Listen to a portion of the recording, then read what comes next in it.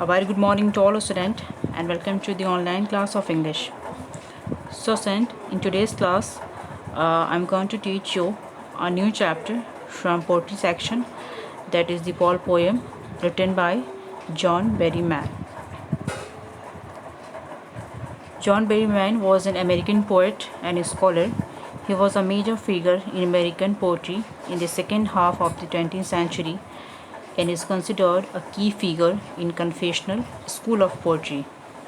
His best known work is The Dream Song. The poet John Berryman in the Ball poem described the grief of a boy over the loss of his ball. With that loss, he senses his first responsibility in a materialistic world, where those whom you love and your worldly possessions will not be with you forever. So, stand in this poem, the poet John Berryman described the grief of a boy over the loss of his ball. एक छोटा बच्चा है जिसकी ball जो है उससे खो जाती है एंड अपनी बॉल को लॉस करने के बाद उसका ग्रीफ कैसा होता है उसको बहुत ही ब्यूटीफुली डिस्क्राइब किया है पोएट ने. With that loss, he senses his first responsibility in our materialistic world, where those whom you love and your worldly possession will not be with you forever. And अपनी ball को खोने के बाद ये बच्चा जो लाइफ की जो रियलिटी है उसको कैसे फेस करता है, ये भी हमें देखने को मिलेगा in this chapter, where those whom you love and your worldly possession will you not be with you forever. And बच्चा ये अंडरस्टैंड कर लेता है कि इस दुनिया में जितनी भी चीज़ें जो आपसे जुड़ी हैं वो फॉर एवर के लिए नहीं है, मीन्स हमेशा के लिए नहीं है, एक टाइम के बाद उसको आपसे दूर जाना है. The poem shows how all through your life you will be forced to do things that you don't want to do and you will lose or have to give up the things that you love. ये poem ये भी show करता है कि कैसे हम अपनी पूरी लाइफ हमें फोर्स किया जाता है चीज़ों को करने के लिए, ठीक, जो हम नहीं करना चाहते हैं एक्चुअली में. एंड समटाइम चीज़ें हमसे खो जाती हैं, दूर हो जाती हैं, have to give up the things that you love. और समटाइम कुछ चीज़ें ऐसी होती हैं हमारी लाइफ में जिससे हम बहुत प्यार करते हैं, हम बहुत क्लोज उससे हैं उससे, बट फिर भी हमें उससे दूर जाना ही पड़ता है. But despite this you have to learn to stand up, to be strong and to get on with your life no matter how much it hurts aside. So इन चीज़ों में क्लिंग रहने के बजाय हम कैसे लर्न करते हैं स्टैंड अप करना, स्ट्रॉन्ग बनना.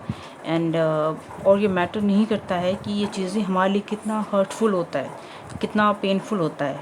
ऑब्वियस सी बात है, जिन चीज़ों से हमें लगाव है, क्लोजनेस है, और वो चीज़ें जब हमसे दूर हो जाती हैं तो ऑब्वियस सी बात है हम हर्ट होते हैं, हम तकलीफ़ में होते हैं, because that is the only way you will survive.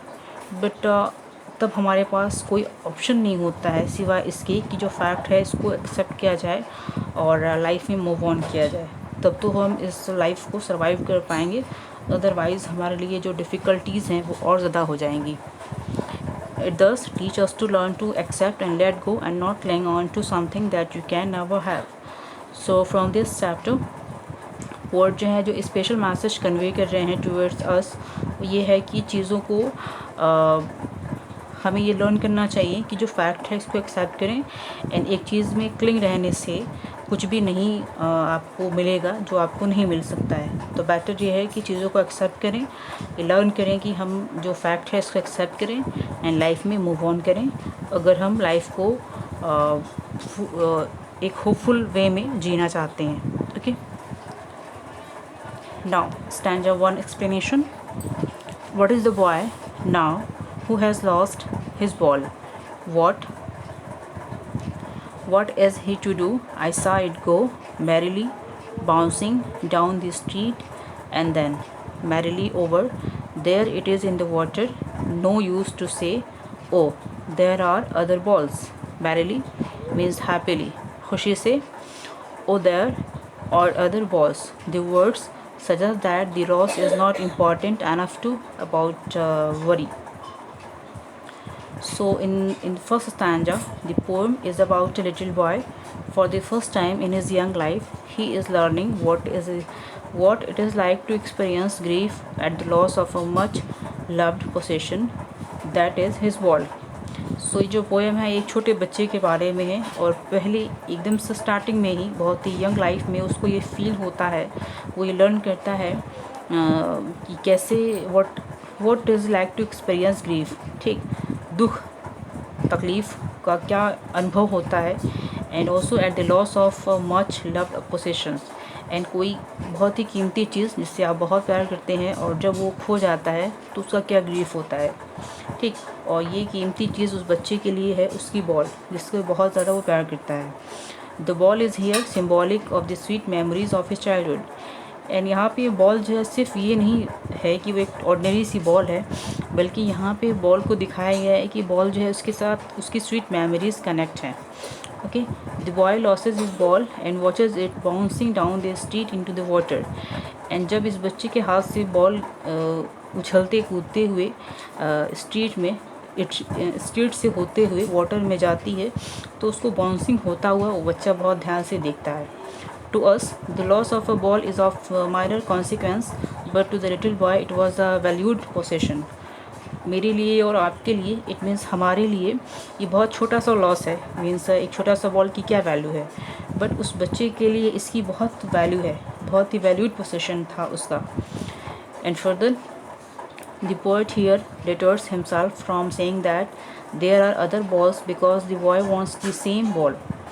Poet कहते हैं कि हो सकता हम और आप ये कह सकते हैं कि कौन सी बड़ी बात है अगर एक पर्सन से, एक बच्चे से अगर बॉल खो गई, मार्केट में बहुत सारी बॉल हैं, आप उसको परचेस कर लीजिए और उससे खेलिए, बट उसके लिए वो बच्चा उस बॉल के साथ जितना कनेक्ट था, उसके इमोशंस कनेक्ट थे, वो हम नहीं परचेस कर सकते मार्केट से। The ball had been with him for a long time and it was linked to the memories of the days when he played with it. ये बॉल जो थी बहुत लंबे वक्त से उस बच्चे के साथ थी, एंड इस बॉल के साथ उस बच्चे की मेमोरीज लिंक्ड हैं, उसकी यादें जुड़ी हुई हैं और वो इसके साथ खेलता था।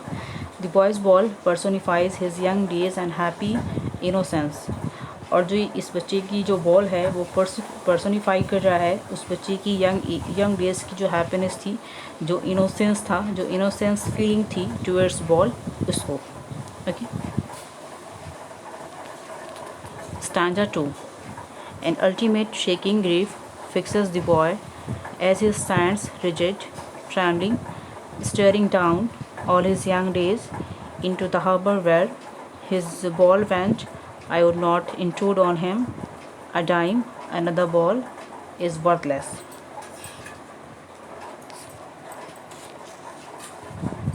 Ultimate, final, shaking grief, sadness which greatly affect the boy.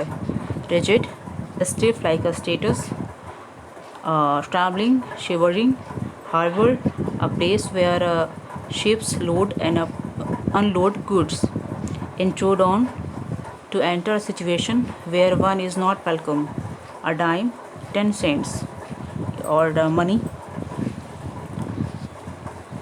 When the young boy loses his ball, it bounces away and lands in the harbor.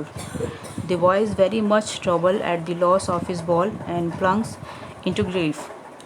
जब इस बच्चे से इसकी बॉल खो जाती है और वो बाउंस करते हुए हार्बर की तरफ चली जाती है, जहाँ harbour means loads and worships, loads and upload goods, जहाँ पे एक ऐसा शिप जहाँ पे गुड्स को जो है वो अपलोड और अपलोड किया जाता है, ठीक है, उसके पास चला जाता है। The boy is very much trouble at the loss of his ball and plunges into grave. अब बॉय बहुत ज़्यादा ट्रबल में है, ऑब्वियसली बात है, उसका लव्ड पोसेशंस था, सो वो मिस कर रहा है, बहुत ट्रबल फील कर रहा है और एकदम से वो ग्रीफ में प्लंग करता है, दुख में वो भर जाता है। He stands stiff and trembling while staring at his ball. वो एक जगह एकदम से खड़ा है, बिल्कुल भी कोई मूवमेंट नहीं है उसकी बॉडी में, और वो एकदम से सिर्फ बॉल को ही देख रहा है। He is upset as he looks into the gloomy water because he can not find the ball. अब वो उस वाटर को देख रहा है क्योंकि अब उसके लिए इम्पॉसिबल है कि पानी के अंदर बॉल को ढूंढना, ठीक। The boy is deeply affected by the loss of his ball because it has been with him for a long time. Ball की जाने का दुख बहुत ज़्यादा है, बहुत ही डीपली अफेक्ट हुआ है बच्चे पे, बिकॉज ये बहुत लंबे टाइम से उसके साथ था. When the ball bounced into the water, all his memories of the childhood days flash in front of him. और जब ये बॉल जो है बाउंस करती हुई वाटर इसमें चली जाती है तो ऐसा लगता है कि बच्चे के सामने उसकी जो मेमोरीज़ थी, जो उस बॉल्स के साथ लिंक थी, वो एक एक करके उसके सामने आ जाती हैं. Flashes in front of him. This leads to a realism and that those moments are not come back. And उसको ये रियलाइज़ होता है, ये फील होता है कि अब वो मोमेंट्स उसके पास वापस नहीं आ पाएंगे. जस्ट लाइक द बॉल, जिस तरह से वाटर में बॉल चली गई है, अब वापस नहीं आएगी, तो ऑब्वियस सी बात है उससे कनेक्टेड जो उसकी फीलिंग्स थी, जो मेमोरीज थी, वो भी वापस नहीं आएगी. Further, the poet does not offer him money two by another ball because that would be worthless. And अब पोएट ये कहते हैं कि अगर इस सिचुएशन में उस बच्चे को पैसा दिया जाए कि जाके आप नई बॉल परचेस कर लीजिए, सो ये वर्थलेस होगा, इसकी कोई वैल्यू नहीं होगी. ये चीज़ पोएट समझ रहे हैं, वो अंडरस्टैंड कर पा रहे हैं कि इस समय उसको मनी ऑफ़र करना और उसको ये समझाना कि तुम एक नई बॉल परचेस कर लो, सो ये वर्थलेस है, कोई इसकी वैल्यू नहीं है. बिकॉज नई बॉल आ जाएगी, लेकिन जो मेमोरीज़ थी उसकी प्रीवियस बॉल के साथ, वो नई के साथ नहीं हो सकती है. Okay. So friend, this is the explanation of stanza 1 and 2. I hope you all will understand it. Remaining part of the chapter we'll discuss in our next lecture. So till then, keep learning and keep practicing. Thank you for now.